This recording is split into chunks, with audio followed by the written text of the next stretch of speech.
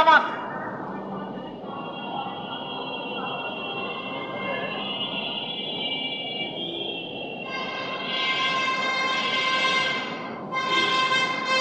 এখানে আমরা দল বা গোষ্ঠীর কোনো নির্দিষ্ট দল বা গোষ্ঠীর বিরুদ্ধে কথা বলতে আসি নাই। আমরা দেশে যে মব সন্ত্রাস চলতেছে, দেশে যে সাম্প্রদায়িক কাজকর্ম চলতেছে, তারপর বিভিন্ন বা নামে বেনামে মুক্তিযুদ্ধের নাম খারাপ করা হচ্ছে,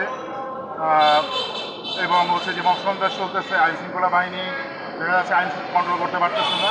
তো সেই প্রেক্ষাপটে আমরা এখানে কথা বলতে এসেছি। তো আমরা আগে কি দেখতাম যে একসময় হাসিনা আমলে দেখা যাইতো যে যারা সরকারি বিরোধিতা করতেছে, যারা কোনো বিষয়ে লজিক কোনো বিষয়ে এলাকার কোনো বিষয়ে কথা বলতেছে, তো তাদেরকে জামা শিবির ট্যাগ দেওয়া হতো।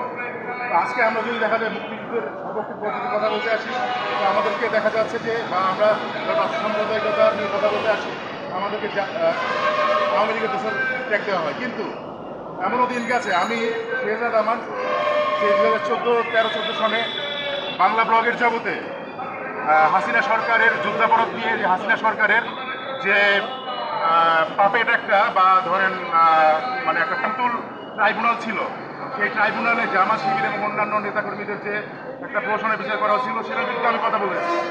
তখন আমাকে ট্যাগ শুনতে হয়েছে আমি সাগু, আমি শিবির, আমি জামা শিবির করি, আমি স্বাধীনতা বিরোধী, এসব ট্যাগ আমাকে খেতে হয়েছে আওয়ামী লীগের লোকজনের কাছে। কিন্তু আজকে আমরা যখন মুক্তিযুদ্ধ বিষয়ে কথা বলতে চাই, কথা বলতে চাই, তখন আমাদেরকে দেখা দেওয়া হয় যে মানা দেওয়া হয়েছে আওয়ামী লীগের।